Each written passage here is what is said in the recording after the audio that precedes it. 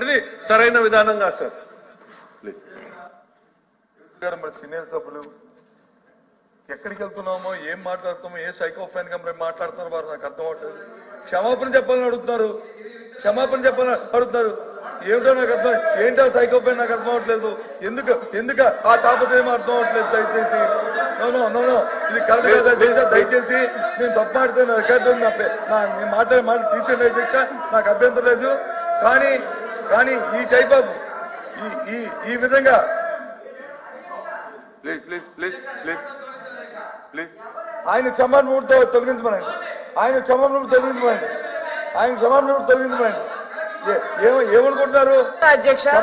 పైన సైకో అని చెప్పి మాట్లాడతారు, సైకోలా మాట్లాడతారు, అది కరెక్ట్ కాదు అధ్యక్ష. సైకో అధ్యక్ష, నేను ముందే చెప్పాను నేను మాట్లాడుతుంటే ఎందుకంటే నేను ఈ క్వశ్చన్ లో నేను కాదు. దయచేసి నేను ఈ క్వశ్చన్ లో నేను సిగ్నేచర్ కాదు.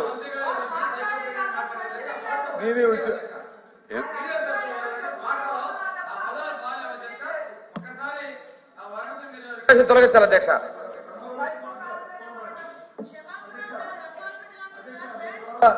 మీ ద్వారా కూర్చోమ్మా ఎందుకు సార్ ఉన్నారు కూర్చో, మీ మంత్రి గారు ఉన్నారు కదా కూర్చో.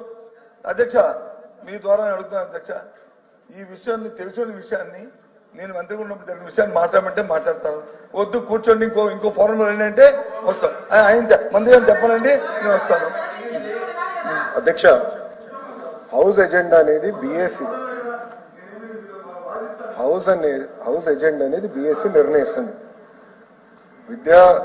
విద్యలో మనం తీసుకొస్తున్న సంస్కరణల పైన చర్చ జరగాలని ఆనాడు వైకాపానే కోరింది. మేము ఒప్పుకున్నాం, ప్రిపేర్ అయ్యి హౌస్కి వచ్చాం. హౌస్ చైర్మన్ గారు చెప్పినట్టు నడుస్తుంది, ప్రతిపక్షంలో ఉన్న పార్టీ చెప్పినట్టు నడవదు. కావాల్సినప్పుడు డిబేట్ పెట్టండి. మాకు ఈరోజు మూడ్ బాగాలేదు, మేము బయట ఎక్కడికి వెళ్ళాలి, మాకు వేరే పనులు ఉన్నాయి, లేదా మాకు పార్టీ మీటింగ్ ఉంది, మేము వెళ్తాం, మీరు పోస్ట్పోన్ చేయాలనుకుంటే దానికోసం ఇక్కడ ప్రభుత్వం లేదు, గౌరవ చైర్మన్ గారు లేరు. దయచేసి ఇది ఆయన సీనియర్ నాయకుడు, ఎమ్మెల్యేగా అనేక సార్లు చేశారు, 3 సార్లు మంత్రిగా చేసిన వ్యక్తి, ఆయన కొంచెం ఆలోచించి చెప్పాలి అధ్యక్ష. అని ఆ రోజు అన్ని మెటీరియల్ తీసుకొచ్చాండి, మీరు అందరు చూశారు. మీరు ప్రింట్ చేసిన పుస్తకాలు తీసుకొచ్చా, మేము ప్రింట్ చేయబోయే పుస్తకాలు తీసుకొచ్చా. ఆ రోజు షార్ట్ డిస్కషన్ నోట్ ఇచ్చా మీ దగ్గర, లేకపోతే బొత్స గారు నేను ఇప్పుడు నోట్ కూడా వాళ్ళు పంపిస్తాను, మీరు చదవండి. ఇంగ్లీష్లో ఇచ్చాను, తెలుగులో ఇచ్చాను, నోట్ ఇచ్చాను అధ్యక్ష. ఈరోజు మనం క్వశ్చన్ అంటే మీరే మాకు చెప్పారు, మా సభ్యుడి నుంచి అన్ని మాడుతుంటే ప్రశ్న ఏంటి మంత్రి కానీ మీరు సూటిగా మమ్మల్ని అడిగారు. కానీ బొత్స గారు మొత్తం అన్ని మాట్లాడారు, అన్నిటికీ నేను వివరిస్తాను అధ్యక్ష. ఫస్ట్ మాడదు 12 లక్షల మంది విద్యార్థులు తగ్గారు. I stand by my word. Botsa గారు నేను సూటిగా ప్రశ్న ఇచ్చేది, ఆయన మంత్రి ఉన్నప్పుడు ఎంతమంది పిల్లలు చదివారో చెప్పమనండి అధ్యక్ష. ఎంతమంది పిల్లలు చదివారని చెప్పమనండి స్కూల్ ఎడ్యుకేషన్లో, అప్పుడు తెలుస్తుంది. 12 లక్షల మంది పిల్లలు తగ్గారు.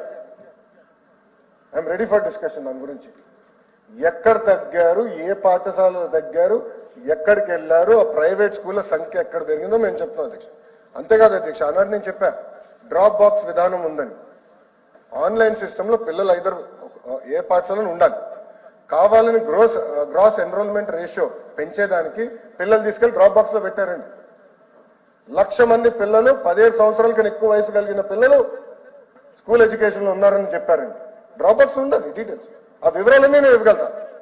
ఆ రోజు కూడా చెప్పాను అధ్యక్ష ఈరోజు టోఫల్ గురించి మాట్లాడుతున్నారు. I'm asking sir straight question. National achievement survey మీరు ఒక్కసారి చూస్తే 2017లో ఇంగ్లీష్ లో భారతదేశంలో 4వ స్థానంలో ఉన్న అధ్యక్ష, మళ్ళీ 14వ స్థానానికి ఎందుకు పడిపోయామండి? సమాధానం చెప్పానండి సార్. టోఫల్ గురించి మాట్లాడుతున్నారే, టోఫల్ గురించి మాట్లాడుతున్నారే, మళ్ళీ ఎందుకు పడిపోయాం సార్? సోషల్ సైన్స్ 6వ స్థానం నుంచి 10th క్లాస్ గురించి చెప్తున్నా అధ్యక్ష, 6వ స్థానం నుంచి 24వ స్థానానికి ఎట్లా పడిపోయాం అధ్యక్ష? సైన్స్ ఫస్ట్ ప్లేస్ ఉండేది 15వ స్థానం పడిపోయాం. మ్యాథమెటిక్స్ ఫస్ట్ ప్లేస్ ఉంది 12వ స్థానం పడిపోయాం. ఎలా పడిపోయాం చెప్పానండి అధ్యక్ష. గొప్పలు చెప్తున్నారు ఐబీ గురించి. ఐబీ మీరు ఏం చేశారండి?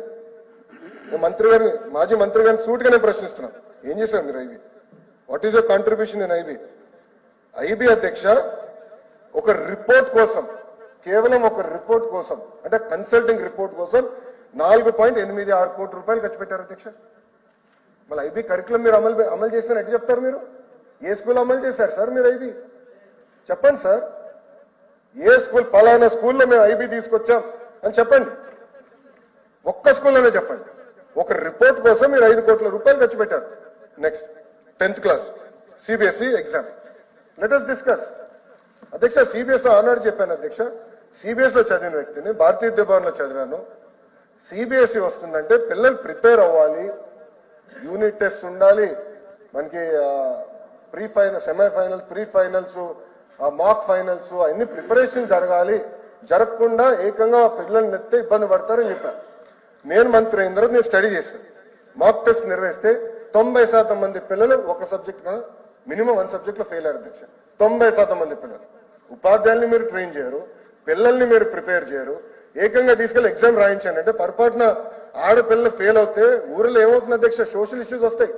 చిన్న వయసులో పెళ్లి చేస్తారు, అది మీకు తెలీదా? మరి ఎందుకు ప్రిపేర్ చేయాలి మీరు వ్యవస్థని? ఎందుకు టీచర్ని ప్రిపేర్ చేయలేదు?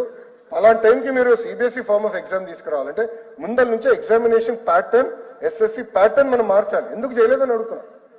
మేము ఆపలేదు అధ్యక్ష, I have postpone the decision. నేను నిర్ణయాన్ని వెనక్కి తీసుకెళ్ళాం, మీరు దయచేసి చదవండి. నేను ఎక్కడ నిర్ణయాన్ని వెనక్కి, I said postpone it for 3 years. పిల్లల్ని ప్రిపేర్ చేద్దాం, పోటీ తత్వంలో పిల్లల్ని జాగ్రత్తగా ప్రిపేర్ చేద్దాం. మోడల్ ఆఫ్ ఎగ్జామినేషన్ మార్చడాన్ని నెక్స్ట్ ఇయర్ నుంచి అది మేము అమలు చేస్తున్నాం. అది ఇంకో పక్కన అధ్యక్ష టోఫుల్ కి అధ్యక్ష 60 కోట్ల రూపాయలు ఖర్చు పెట్టారు అధ్యక్ష. మళ్ళీ ఎందుకండి ఇంగ్లీష్ అంత పడిపోయింది చెప్పండి. మీరు అడిగిన దానికే నేను సమాధానం చెప్తున్నా. ఎందుకు పడిందో గౌరవ సభ్యులు చెప్పాలి అధ్యక్ష. ఎట్లా అవుతాయి అధ్యక్ష? ఆ రోజు సుదీర్ఘంగా నేను చర్చించాను, అన్ని విషయాలు నేను మాట్లాడాను.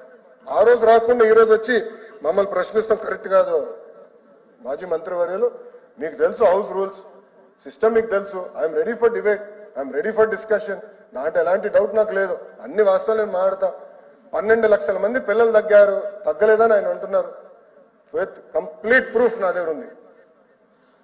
అంటే అధ్యక్ష, ఎంత దారుణమైన పరిస్థితుల్లో మాకు విద్యాశాఖ వచ్చిందంటే కనీసం ఎంతమంది పిల్లలు ఏ స్కూల్లో చదువుతున్నారో మా దగ్గర డేటా లేదు అధ్యక్ష. ఆయన 2 సంవత్సరాలు మంత్రిగా చేశారంటున్నారు, మరి ఎందుకండి డేటా లేదు? ఏ టీచర్ ఏ స్కూల్లో పాఠాలు చెప్తున్నారో డేటా లేదు, ఎందుకు లేదండి? ఆయన సమాధానం చెప్పాలి కదా. ఎలాంటి డేటా లేక ఈ రోజు బేసిక్ డాష్ బోర్డ్స్ తయారు చేయలేకపోతున్నాం. నేను పంచాయతీరాజ్ గ్రామీణాభివృద్ధి శాఖ మంత్రిగా చేసినప్పుడు 6 నెలల డాష్ బోర్డ్స్ చేశాం. చాలా ఈజీగా ఉండే, గ్రిప్ వచ్చింది నాకు సబ్జెక్ట్. ఈ రోజు బేసిక్ డాష్ బోర్డ్స్ ఇప్పుడు తయారవుతున్నాయి. ఇంకో పక్కన గౌరవ సభ్యులు కూడా అడిగారు అధ్యక్ష, నేను 100కి 100% ఉపాధ్యాయులు కేవలం పాఠాలే చెప్పాలి. ఆ స్టాండ్ మేము తీసుకున్నాం సార్. యాప్ల భారం మేము తగ్గిస్తున్నాం, దాంట్లో ఎలాంటి డౌట్ లేదు. సింగులర్ యాప్కి వచ్చేస్తున్నాం. సో ఉపాధ్యాయుల బాధ్యతలు ఏంటి, ఎంఈఓ బాధ్యతలు ఏంటి, డిఓ బాధ్యతలు ఏంటి, హెడ్ మాస్టర్ బాధ్యతలు ఏంటి, సింగిల్ యాప్ తీసుకొస్తున్నాం. అదే యాప్ లో తల్లిదండ్రులు కూడా వస్తారు. సో వాళ్ళ పిల్లల అటెండెన్స్ ఏంటి, పిల్లల పర్ఫార్మెన్స్ ఏంటి, ట్రాన్స్పరెంట్ గా చూడాలి. ప్రైవేట్ స్కూల్ కి ధీటుగా బెటర్ గా మనం చేయాలనే లక్ష్యంతో చేస్తున్నాం. సో ఉపాధ్యాయులు కేవలం పాఠాలే చెప్పాలని నిర్ణయం తీసుకున్నాం. పిల్లల్ని రాజకీయ కార్యక్రమాలు పంపించదు, గౌరవ ముఖ్యమంత్రి గారి ప్రోగ్రాం ఉందని తీసుకెళ్లి గత ప్రభుత్వం లాగా దారి పొడుగున నుంచోబెట్టద్దని నేను చెప్పాను అధ్యక్ష. గత 10 నెలలు మేము అదే పాటిస్తున్నాం. పిల్లలు స్కూల్లో ఉండాలా, పాఠాలు కరెక్ట్ గా నేర్చుకోవాలా, వాళ్ళు ప్రయోజకులుగా మారాలి, అది మా లక్ష్యం అధ్యక్ష. దాంట్లో ఎలాంటి డౌట్ లేదు. మీకు తెలుసు యూనియన్స్ తో గత ప్రభుత్వంలో కాదు అధ్యక్ష, పరదాలు కట్టుకుని ఎవరు తిరగట్లా. యూనియన్స్ తో మేము మీటింగ్ పెడుతున్నాం. ప్రతి ఫ్రైడే 11 to 2 కమిషనర్ గారు కూర్చుంటున్నారు, యూనియన్స్ ని కలుస్తున్నారు. వాళ్ళకి సమస్యలు ఉంటే అన్ని సమస్యలు ఎవరో తీర్చలేం, దేవుడు కూడా తీర్చలేడు. కానీ ఒక పాజిటివ్ ఎన్వైరన్మెంట్ మనం బిల్డప్ చేస్తున్నాం. నేను కూడా 5:30 గంటలు కూర్చున్నా అధ్యక్ష యూనియన్స్ తో. టీచర్ ట్రాన్స్ఫర్ యాక్ట్ ఎన్ని సంస్కరణలు తీసుకురాగలుగుతున్నాం అంటే ఉపాధ్యాయులు సహకరించారు కనుక నేను తీసుకురాగలుగుతున్నా.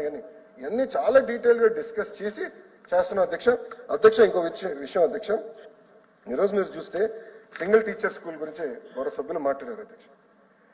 ఈ రోజు 12,512 పాఠశాలలో సింగిల్ టీచర్ ఉన్నారు అధ్యక్ష. ఇది వాస్తవం, ఇట్స్ ఫ్యాక్ట్. అంటే 30% పాఠశాలలో సింగిల్ టీచర్ ఉన్నారు అధ్యక్ష. అందుకే అధ్యక్ష మోడల్ ప్రైమరీ స్కూల్ కింద కనీసం ఒక 7-8 వేల మోడల్ ప్రైమరీ స్కూల్స్ వస్తే ఒక క్లాస్ ఒక టీచర్ అందించడానికి అవకాశం కలుగుతుందని బలంగా మీరు నమ్మారు. అందుకే మీరు ఈ సంస్కరణలకు ఒప్పుకున్నారు. అందరం కలిసికట్టుగా ఇది తీసుకొస్తున్నాం. దీనివల్ల లెర్నింగ్ అవుట్కమ్స్ ఇంప్రూవ్ అవుతుందని నేను బలంగా నమ్ముతున్నాను. సో ఒక పక్కన ఉపాధ్యాయులకి ఇతర పనులు తగ్గించి కేవలం పాఠాలు చెప్పే బాధ్యత పెట్టి, ఇంకో పక్కన టెక్నాలజీతో జోడించి థర్డ్ లెర్నింగ్ అవుట్కమ్స్ పైన ప్రత్యేకంగా ఫోకస్ పెడితే తప్పనిసరిగా ఫలితాలు వస్తాయి అధ్యక్ష. ఆనాడు మీరు హౌస్ లో ఉన్నారు, షార్ట్ డిస్కషన్ లో నేను ఒకటే చెప్పిన. శాసనసభ్యుడు గణబాబు గారు లాస్ట్ లో నుంచి నాకు మాట చెప్పారు, ఎన్ని పర్వాలేదు, ఇంత డిస్కషన్ జరిగింది అద్భుతం. ఏ రోజైతే తల్లిదండ్రులు వచ్చి ప్రభుత్వ పాఠశాలలో మా పిల్లలు చేసిన రికమెండేషన్ లెటర్ ఇవ్వండి అని అంటారో అప్పుడే ప్రభుత్వ పాఠశాల నాణ్యత పెరిగిందని మనం బలంగా నమ్మగలుగుతామని చెప్పారు. ఆ రోజు శాసనసభలో నేను చెప్పాను గౌరవ సభ్యుడికి, I accept this challenge, it is worth fighting sir, నాకు 2 years ఇవ్వండి, చేసి చూపించే బాధ్యత నేను తీసుకుంటాను గౌరవ సభ్యుడు చెప్పాను. దానికి కట్టుబడి ఉన్నాను అధ్యక్ష, తప్పనిసరిగా చేసి చూపిస్తాను.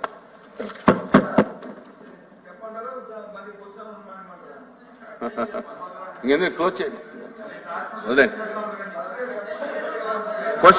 Question number 13926 minister for finance minister గారు.